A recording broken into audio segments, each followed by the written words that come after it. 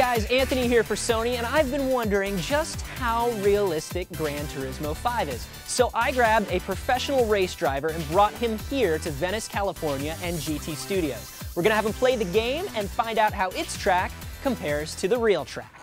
Hey Tony, how are you? Anthony, good. So this is Tony Bracco-Chiappa. He is a race driver and instructor, right? Correct. And you've got, what's your background? The last 6 or 7 years I've been on the Pro Drifting Championship, which is a national championship. My experience goes all the way back to '99 where I started Northern Cal. So Gran Turismo 5, obviously a big PlayStation exclusive. The whole franchise has been huge. Are you a big GT fan?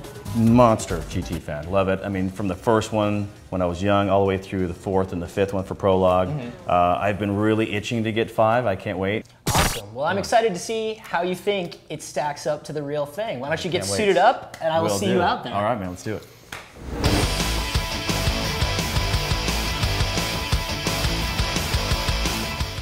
Tony, this is Chris. He's an associate producer here at SGNL. Chris, this is Tony. How you doing? Good, thanks. Thanks for having me. We thought maybe you could lead us through some of the new stuff in GT5 here. No, definitely. I'm super excited. Awesome. Let's get to it. Yeah, let me jump in.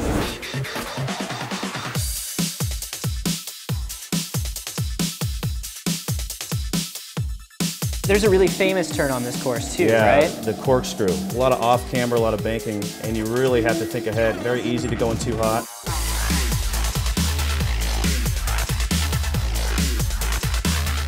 A little wide, but that's okay actually. But that's important because when you make mistakes, how realistic are they? As I come into a corner too quick, or how does the car slide? And that was predictable. It wasn't too out of control, but I could still catch it.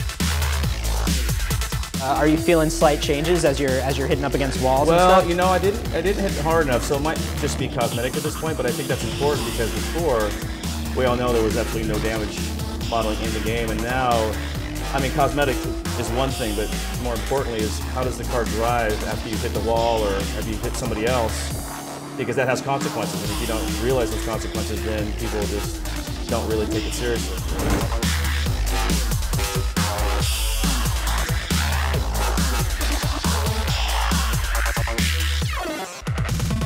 How are you noticing the control is changing here with the weather effects? Well, the thing is when you drive in the wet, and I've raced in the wet before, is that it's very, very slippery, so it just exaggerates any mistakes you might make behind the wheel. So you've got to be extremely smooth. You've really got to wait for the car to be straight before you can really ask it to accelerate. Now I'm in an all-wheel drive car, so I can get away with being a little bit more aggressive since I've got four-wheel drive. But you're still having to be really cautious of how you apply power because I've got the Nissan Skyline and it's got close to 500 horsepower.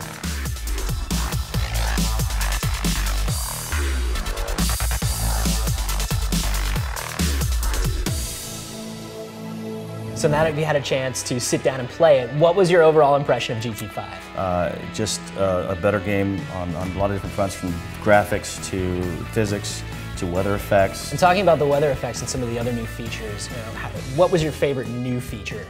I'd say weather. Yeah? Because that's just, it's always more exciting to drive in bad weather because it just heightens the experience.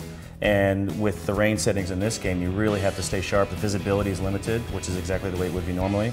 The in-cockpit view is a big difference. So when they're on the outside car view, yes, it's raining and you can tell, but when you're in the cockpit, it's like the whole thing changes and you're really like kind of holding on. And yeah, it looked tense. It is tense. It is tense. And in real life, when you're racing, you know, you're so focused, you're not thinking about really what's, you know, the danger of it all. But in this setting, it's intense and it's fun. It seemed like the overall scope was just so much larger too, in terms of cars and tracks. And yeah, well, they've got 1,000 cars. Yeah. I think as many as 70 tracks, depending on the variation, which is great. A lot of real-world tracks, which again, as a pro driver and from a teaching standpoint, I can pick a track that hopefully we'll get to drive on and use that as an instruction tool, which is great. And the course creator too, I would imagine.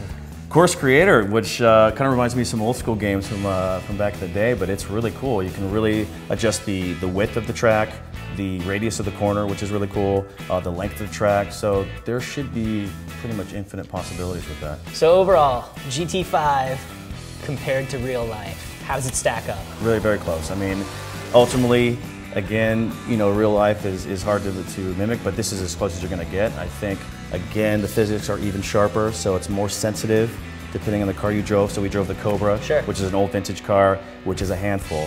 It's got a lot of power. It's just an old car with suspension brakes, and you really had to stay on your toes, and it really felt like you know, you guys were talking to me, but I was just kind of trying to focus on keeping the car on the track because it's really hard, and I noticed that right away. Wow, I mean, awesome. just everything is just heightened, so it's awesome. It's really great. So that's the word from the pros. Tony, Absolutely. thank you so much for joining us. Thanks for having me, guys. It was an honor. Thank you very much. So there you have it. It looks like if you can't get behind the wheel of a real race car, Gran Turismo 5 might just be the next best thing. To find out more about what Sony has in the pipeline, be sure to watch my full show at sony.com/signal.